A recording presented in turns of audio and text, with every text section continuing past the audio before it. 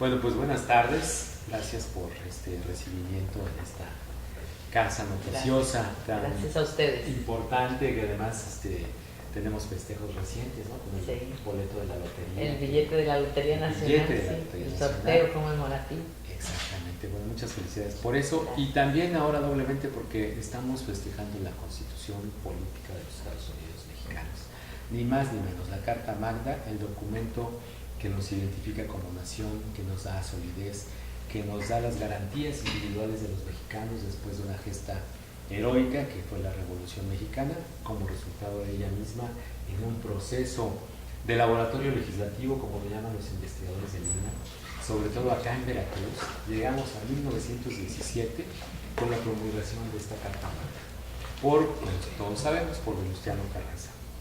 Y el día de hoy es el centenario de la promulgación de la Constitución Política. Y bueno, vamos a iniciar esta conmemoración en Veracruz por parte del Instituto Nacional de Antropología e Historia con una jornada, con un ciclo de conferencias que van a dar especialistas en la materia. Tenemos a partir del día 5 de febrero, que es el próximo domingo, el día que se conmemora este aniversario, conferencias. La primera la va a dar Edwin Alberto Álvarez, es un especialista del Instituto Nacional de Antropología e Historia. Él está en el Museo Casa Carranza, que depende del INAH, en la Ciudad de México, y nos va a dictar una conferencia magistral que se llama Las leyes emitidas por Venustiano Carranza en 1915 en la ciudad de Veracruz y que se incluyeron en la Constitución de 1917. Así como esa conferencia, el siguiente día, por favor, el siguiente día, la conferencia va a consistir en la presentación de un libro más que una conferencia. Este libro que va a presentar el maestro Manuel Jiménez Guzmán se llama La influencia de la masonería en la Constitución de 1917. Todos sabemos lo que representó para México, lo que ha representado la presencia de la masonería con los liberales y Benito Juárez en aquella etapa de la Reforma, y posteriormente también en el proceso donde gobierna Venustiano Carranza y sus antecesores. Entonces, en esta conferencia, el maestro Manuel Jiménez Guzmán, donde presenta el libro, una obra editada por el Instituto Nacional de Estudios Históricos de las Revoluciones Mexicanas, se va a presentar esta aportación de la masonería a la Constitución Política de los Estados Unidos Mexicanos. Bueno, es muy importante en este ciclo de conferencias que trabajamos Armando Ruiz y yo, aunque hay que decir que la puntualización precisa se la dio Armando con lo del laboratorio legislativo. Pretende dar una vista general, pero también profundizar en ciertos aspectos de lo que fue esta experiencia del gobierno constitucionalista en Veracruz. En diciembre de 14 se promulgan las adiciones al Plan de Guadalupe, que son el compromiso del constitucionalismo para cumplir con reformas políticas y sociales. Estas son las que dan inicio a las principales leyes que se promulgan en Veracruz, y de esto es muy importante que estén especialistas como el doctor Edwin Álvarez, porque finalmente ellos, él que está en el Museo Casa de Carranza, pues han tenido que trabajar con mucho más detalle el asunto. Por mi parte, se va a desarrollar más, tenemos un poco la idea de que las fuerzas de la revolución son como bloques. Bueno, primero teníamos la idea de que la revolución era un bloque, ahora ya sabemos que no es un bloque, sabemos que son muchos bloques, pero cada uno de estos bloques a su vez está hecho por bloquecitos, parece un juego de Lego, pero por ahí va la cosa. Entonces el equipo de Venustiano Carranza es un equipo, a pesar de que todos se definen como constitucionalistas, muy complejo y muy plural, y en las diferencias incluso de enfoque en cuanto al tipo de reformas necesarias son muy grandes. Entonces, un poco profundizar quiénes llevaron las leyes agrarias, porque ya se sabe que una de las leyes más famosas es la del 6 de enero de 1915. Bueno, finalmente, ¿cómo es que sale esta ley? Porque son muchos los actores que están interviniendo en el juego y el rejuego. Yo les podría decir así a manera muy rápida que Carranza sería mucho más cercano a las propuestas legislativas de un actor tan importante como el ingeniero Pastor Rué, y la ley que sale es la que promueve Cabrera. Bueno, hay que explicar por qué, quiénes son, qué pasado tienen, el papel de Cándido Aguilar como gobernador de Veracruz, que llegaría a ser yerno de Carranza en la promoción de estas reformas. En fin, parte de esto también lo va a mencionar Armando. Y tenemos otra ya mencionó el licenciado lo de la influencia en la masonería, tenemos otras muy importantes, como las de la Constitución Mexicana y el Patrimonio Cultural y los días del gobierno constitucionalista, pero esto va a hablar más Armando. Yo, el equipo agrego de ustedes, Muy bien, bueno, lo que consideramos también aquí que parte de las obligaciones del instituto es hacer una difusión, va dirigida también a un público especializado, pero también hay mucho interés por un público amplio, ¿no? Que dice, bueno, si aquí estamos en Veracruz, ¿qué pasó con eso? Y entonces hemos tratado de desintegrar algunas ponencias y demás, en el caso mío que le he denominado a la cuestión agraria en Zapata, Villa y Carranza, un poquito para explicarnos y, como decía Ruth, ¿no? Si todos eran un bloque, si más o menos había las mismas ideas, pues por qué finalmente la que va a quedar redactada son los preceptos de Carranza, que tienen algunas similitudes con los de Zapata. Algo muy interesante para mí creo que va a ser que el público también conozca las percepciones de Francisco Villa, sus leyes y demás, y yo creo que eso va a dar algunas ideas sobre cuáles eran los sentidos de estos personajes con biografías diferentes.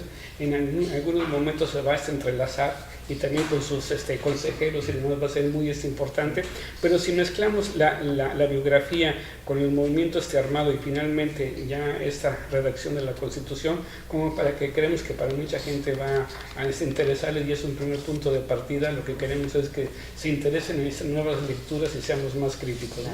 Entonces a lo mejor a veces como que siempre hay una imagen de que casi todos están enterrados en el monumento hasta la Revolución, pero hubo diferencias, pero yo creo que es muy importante que se conozcan sus biografías, sus personalidades y las regiones. Y así cubrimos, creo que sería un poco lo esencial, la aportación que está haciendo el INAH para ver qué de la Constitución mexicana es veracruzana o muchas veces ya muy de la ciudad de Veracruz como una aportación para estos festejos de centenario. Es muy importante lo que estamos presentando, pero creo que esto no sería posible sin la confluencia de los actores institucionales que están aquí en el cartel.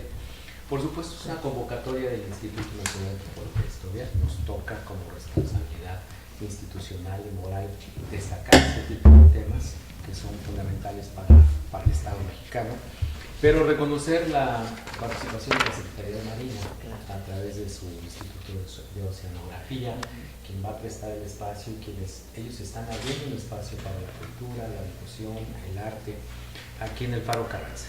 Por supuesto, al Ayuntamiento de Veracruz, que está también aportando una serie de recursos para que puedan venir algunos expositores, para que lo hagamos en recintos tan importantes como el Cabildo Municipal. Ahí va a ser la presentación de la influencia de la masonería en la Constitución del 17.